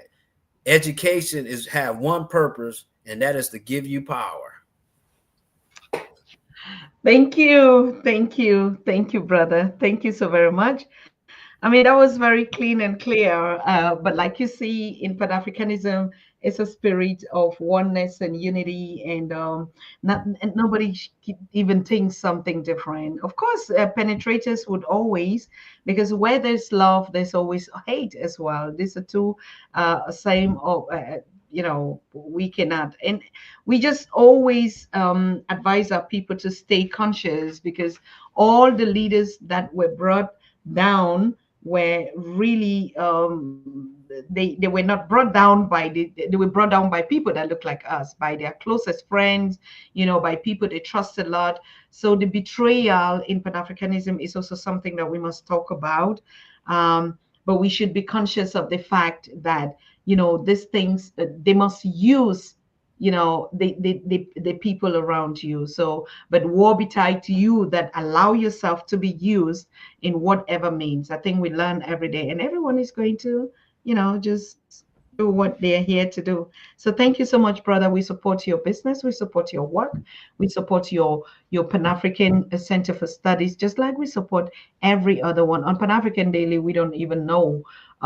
We just here to host. We are the compound that hosts every visitor. Like in Africa, you just knock and come in, and we're here for you. So thank you, brother. Be blessed. And yeah, your ancestors and the Most High is watching over you. Keep doing what you're doing as well, and we connect as soon as possible. Thank you. Thank you. Thank you. Thank you. Thank you. Asante sana. Thank you, brother. So good night to you. And I also want to thank your family for sparing you out to us. It's not easy. I don't know what time is out there. 3:46 in the afternoon. What is somebody? I mean, Sandra, are you kidding me? I have displayed it and displayed it and displayed it. Sister Sandra, please display the memorandum for global photo icon. I have done it. I have done it. I've done it again. I'm gonna do it again. Oh my God. So, Brother Dennis, thank you. But you can also reach me on WhatsApp, and I'll be able to send the entire PDF, or you go to Center for Pan-African Daily TV as well. And I think the full version or the PDF can be downloadable. Is that correct, Brother Dennis? Brother Dennis? Yes. Thank you for displaying that again. And it's a game changer. It just plays context, and we see why there's so much division amongst people of African descent, but we know that's improvement. But this memorandum shows that there are forces out there that are trying to kill the spirit of Pan-Africanism, kill the spirit of unity. And it's being funded and created by the United States government through the National Security Council. Wow. This is really by design. It's crazy. Thank you, Baki, watching from Sudan. Thank you so very much. A lot of people. There's some people watching from India, everywhere. So thank you for your support. Of course, thank you, Dizzy Man 123. What are you telling us about the Yoruba Nation of the Unrepresented Peoples Organization? We'd like to know more about that story. So thank you, brother. Thank you. So wow. I want to also thank our guest and everyone that has been here. We're closing as our brother is also doing, and we'll see you again. We have a particular guest that reached out to us, and it's a professor from Congo, and we're currently in the United States. I think I'll have to connect to you guys together as well. And he'll be coming live on Saturday to actually clear a misunderstanding. I think we did a show on Patrice Lumumba with Professor James Small, and it was my a speech when we were talking about the origin or the root cause of the war in Congo, where we see Rwanda and Uganda and all these other neighboring brothers and sisters fighting together. And so we read a speech, and I even played that from what a late Jomo Kenyatta said in 1963 or something like that. And I even posted it on our news page, the wordings, and the brother, they saw it, a whole group of the people of Congo, and they've been writing to say that was misinformation. And they've done a recent research, a long time research, and they want to actually share the facts with us. And they're happy that we actually are talking about Congo and the situation. So I'll be very, very happy to host this professor. And he's going to show us and tell us the history and actually the original cause of what is happening in Congo, according to his research out there. So thank you so very much. We'll have him. We would definitely still have our brother. I think Joshua also would be coming live anytime soon from here. Of course, the book Africa 101, The Wake Up Call, is available everywhere for downloads and also on Amazon to be purchased. We had sing, danced, and played all the guitars about this book on Pan-African Daily TV. There's nobody who doesn't know where to get it. Alliance of Sahel States, of course. These are all documentaries and publications on Center for Pan-African Studies. Wow, good. It would be nice and to share some of those articles. Oh, wow, look at this. And I even see something like the Berlin Conference in it. Okay. Wow.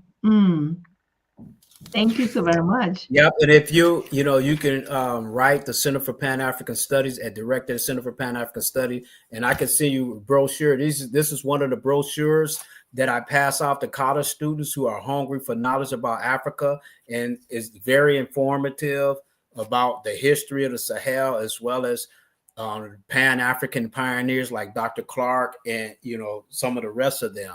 So if you want one of these brochures or pamphlets, I will be delighted to send it to you. Wonderful. Yes.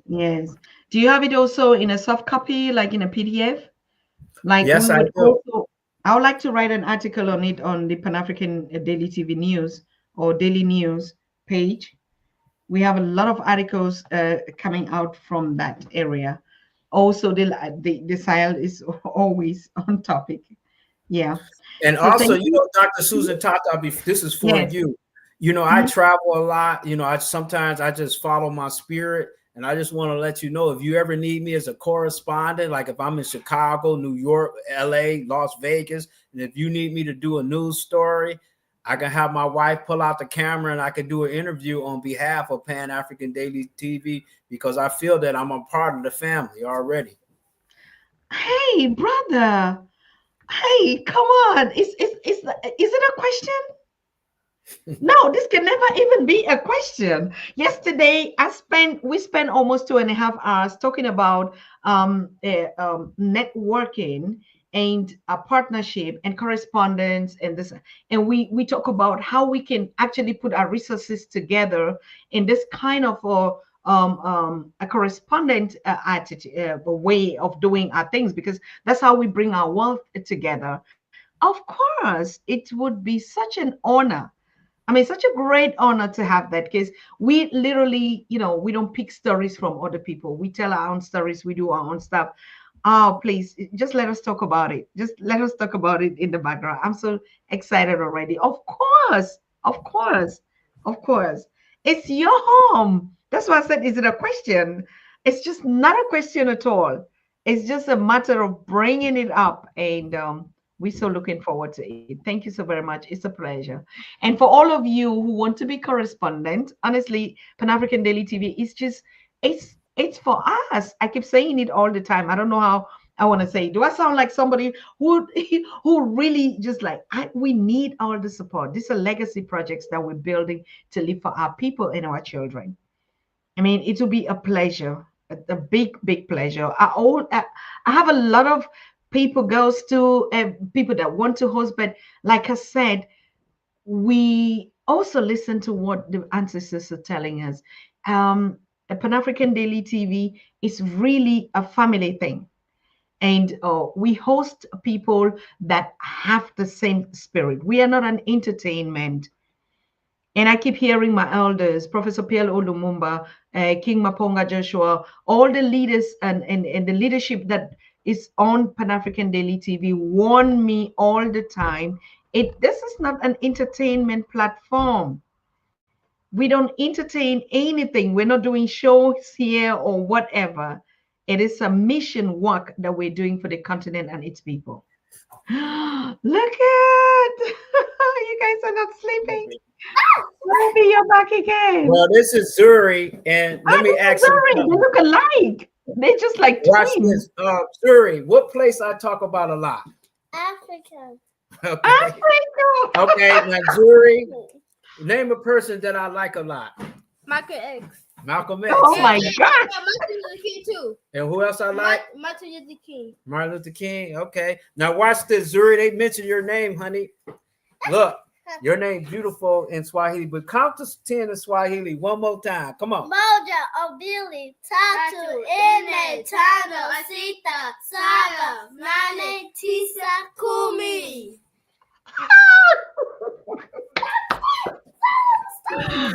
Oh my God. You're going to be teaching Zuri.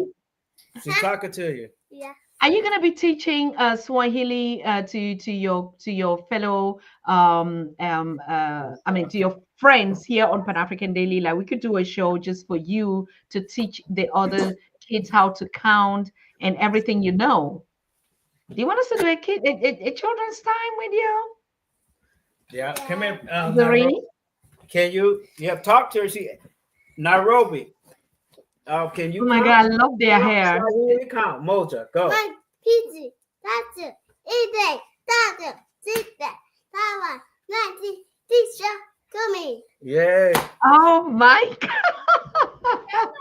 You want to do it too? Yeah. Here go my son CJ. He 9. Go. Let me see you counting Swahili. Moja, Abili, Tatu, Ine, Tano, Sita, Saba, Nane, Tisa, Kumi. And the reason why I bring them all, Mama, Sister Dr. Susan Tata, is because many a times we don't take our children to church, to the mosque, or Black History Month, or even conference. I try to take my kids there, so when I'm not here, they will be already familiar with African stuff. So that's why I try to keep them here. And here go, come here, Charlie. I try to keep them with them because they are the future, and whatever knowledge you have is obligatory for you to give to your kids. Here go this lady that I always drag around with me to All DC the and New time, York. Mama Shade, we love you. Thank you. Hello. She don't never complain. She never complain. I drag her in the car. Come on, honey, let's go to DC. Let's go to New York. Let's go to this convention. Let's go to this. And she never complains. She jump in there with rollers in her head. So, just thank you. I just thank you for, I'm not going to hold you up, but just thank you very much for allowing me to be on here. And however we can help. I see Teak Wellbeing, Tika in the house. I see you too. And Kofi Azuma, I'm going to give you a shout out. I think it seems like you're a decent person being on the show. I'm gonna give a shout out to you, and just let me know how you can utilize me. I'm going to the embassy. Maybe I'll be at the embassy in about 2 weeks. The Alliance of Sahel State Embassies. I can actually interview them there at the table where we do diplomatic relations. If you want to do that, just send me some stuff that I can put on a microphone so they can see that I'm representing the Pan-African Daily TV. And I'm sure that the ambassador, he said he would love to give us an interview so he could tell us directly what's going on there. Beautiful. Thank you, brother. We are honored. It's an honor.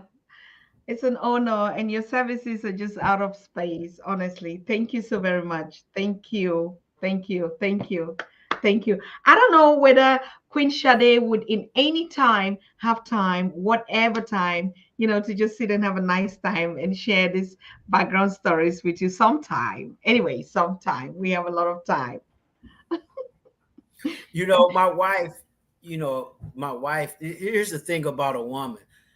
She kind of feels sorry for me because she says, what's happened in the Congo, she said, honey, you act like that's happening to you personally. Yeah. She always tell me that. She said, the way you mad at slavery, you act like you used to be a slave or something. She tell me that all the time. And somewhat of admiration is pity, because she say, I'm always going and talking about our culture. And she sometimes act like,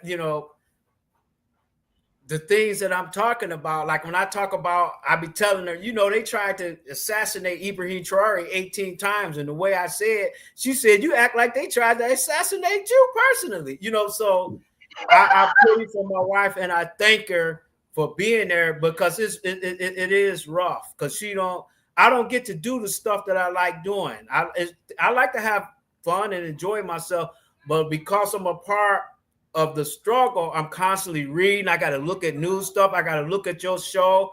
It's a lot of stuff that I had to sacrifice. So I try to find a balance, because I don't want to lose my family because I'm so political. So I'm trying to figure out how to do a balance so that I can work for the people as well as work for my family too. That's very important. That's key. But we can talk about that offline, because I have there's also this balance, and like I was saying, it's a lot going on in the background between families like us that are actually some cannot stand it, some just would not, particularly if it is not on, it's not their own purpose in life, and they have to support that. I truly understand. I can relate. Yes, I'm also a victim in that circumstances. I call it a victim, as a matter of fact. And sometimes I really love to do a show with wives and spouse and husbands of Pan-African leaders, and those on the front line like us, because most of us are losing our families. We really are. And because it's the work, it's like the mission work that we're called to do. And balance is very, very necessary. We have to figure out, how to put up the whole balance together. So, yes. That might be a great topic to talk about. And I see some persons that balance is necessary. It is. And sometimes, I look at myself sometimes, when I'm traveling, sometimes I got to jump in the car. I don't have the time to book a flight or anything. That might be 7, 8, 10-hour drive. And my wife would come with me, with little or no notice. And a lot of times, you lose time with your family. Even me today, I got a company. I heard my phone going off a lot and I can't answer it. But we need to start talking about that, because some of our great scholars even mentioned that, be for the movement, but don't lose your family. So what I'm trying to do, I'm trying to find a balance. And I think I got, my wife still loves me. She kissed me. And, we've been married 9 years. But that's what I just want to tell people out here, that if you're in a relationship, you got to look at your spouse, because sometimes your spouse is not going to be that enthusiastic as you are. And there's nothing wrong with that. They're not going to be passionate as you are. So you have to take that into consideration and not try to overburden them sometimes, because, my wife, you know, she support me. She's a Pan-Africanist, but she's not going to give a speech or write articles or nothing like that, but she's going to raise the kids in a good way. So we actually need to talk about that, even about relationships and connecting with each other, because there's a lot of people. I'm going to tell you this, Dr. Susan Tata, there's a lot of lonely people in the conscious community that I see them, and I feel for them, and there's really nothing I can do about it. But we need to address each other's soul, even relationships, because the way society is, it seems like men and women are not as compatible as they naturally should be, because we're seeing all these images on TV. So we need some scholars on here to address us, because sometimes I get sad, sometimes I'm depressed, a lot of things that's going on in my mind as a normal human being. So we need to talk about that so that we can be really a family, because there may be people on here that are depressed, lonely, dispirited, and need somebody to talk to them, or even give them a hug and say, brother, sister, we really care about you. I got your back. Let me know how I can be of some help to you. And by telling somebody that, you'll be surprised how much it boosts their morale and inspire them to do more for the movement. Absolute. But I think it's a global thing. It's we can talk about it in terms of the work that we do. I think it literally has I've seen a lot. I've just been 24 hours on counseling and relationship management, but they are also a lot that has really 60% has nothing to do with Pan-Africanism or something. It's just an energy that is going on right now. And that energy started in 2020. It was just the balance.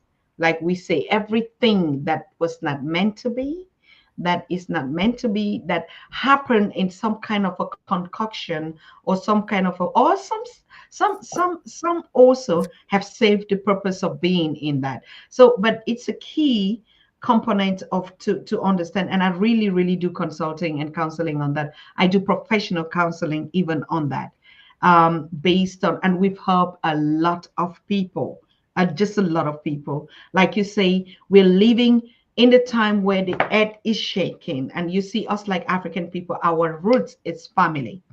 And if the family is somehow not, so we don't have Africa. And it's still also on these memorandums that we're talking about. So yes, but this is really not the kind of things, this is really not the kind of things of that it's a public conversation. Relationships are private. There's so many reasons, there's so many stuff we can just discuss about topics like that. But of course, we need to talk about it in private. We need to talk about it in circumstances that, you know, we could also, and that's one of the major things that we need to care for our communities. You know, I yes, of course, Detroit, D-Town. It's true, Dr. Tata, you may need to take off some time. You do overwork yourself. I do a lot, but I manage my energy in a very perfect way. It's just that I do the things I'm used to do, but I'm the most laziest person when it comes to dealing with my energy. I enjoy the best of it. I sleep, I drink water a lot, and I relax. I walk a lot. I just do the things that are necessary for me to do to be there, but I don't overwork myself. No, because that's also a trick. Yes. So yes, brother, thank you so very much. And yes, these are topics that we're really going to take it into consideration, how we start, apart from just the conversation, move into professional counseling, meditations and stuff like that. It helps a lot. Yes, families are at stake. I can tell you every day. I hear it every day. I get it. Okay. All right. So thank you, people. I think everyone is just saying, we've had it. We've had our cake. We've had our 2 hours show nonstop with the brother. And brother, you've actually just blessed our lives, the children, your family. Thank you so very much. But we are here for you. Okay. Yeah, we're here. Thank you. Asante sana. Thank you so very much. Thank you. Good. Wonderful. The management of activities. Yes, Dizzy Man. This is the management of activities. if you ask Professor Baina Bello, you ask Professor James Small, you ask Professor or Dr. or Professor Pielo Lumumba, all of them, all these frontliners that we know on Pan-African Daily TV. If you ask King Maponga Joshua and everybody, to be honest with you, the issue of relationships in our communities is one of the biggest things that we're not talking about and we're not paying attention to. We talk about political discourse and stuff like that, but family, that's one of the concerns that we need to pay attention to. But on Pan-African Daily, like I said, you know where to address your concerns. You have our contact, you have our web pages, you have our platforms, you have you know. Hey, wait, where's the text? Oh, I'm sorry. I didn't have our banner text today. I see people keep asking. You know where you can write to us, panafricandailytv@gmail.com. I want to thank all of you that donated today. I think we just received $2.05. Thank you so very much, because it came directly in our PayPal, in Pan-African Daily TV PayPal, and that is exactly the PayPal there. The PayPal is exactly the email, panafricandailytv@gmail.com. So PayPal us anytime, and we'll be happy to get those donations coming our way. Generally, there's just a lot of things that we're doing and putting on the ground, and every support really counts to us in this particular time. But of course, continue to share the good news. And those of you that are here, I hope everyone knows what to do in the house. like and share the show. Like. So we see us, I'm not sure tomorrow, but of course, I'm sure we'll be seeing us in the next couple of 2 days or 3 days. But of course, you'll hear from us. Okay. Thank you for all of you. Thank you for all my honorable members. DC, yes, it's a wonderful show as always. You see, even though we're hitting the 2 hours, the 2.5 hours, nobody wants to leave. Mabel, thank you, Mabel Smart. Rise, Africa will rise again. Thank you. Please, I have to really come closer to the chat to read, because the texts are becoming so small. Oh, I don't know whether my eyes are becoming tired. The aging is coming, so we cannot run away from it. Yeah. So thank you for everyone. Thank you. I think, yeah, let's just go on. We are a force to be reckoned with. Yes, of course. CNS, always on point. Good work to you too, CNS. Good work to all of us. That's why I say I don't get tired. When you work for your people, you take responsibility, you're saving, you can never be tired. Who tells you that? Your ancestors who keep pumping the energy. Sometimes you feel you're tired, but before you know it, you just jump up like you just want to do. That's just the work we have to do. So thank you, beautiful people, and we see us again tomorrow. Tomorrow. Good night. You are watching the Pan-African Daily TV with Dr. Susan Tata. The Africa we want. Unity, consciousness, our culture, our spirituality, our history.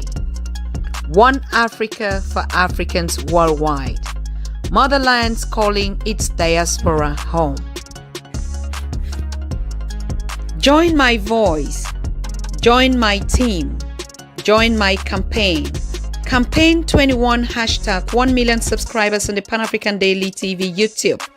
Be a volunteer. Apply now. Be the new Africa.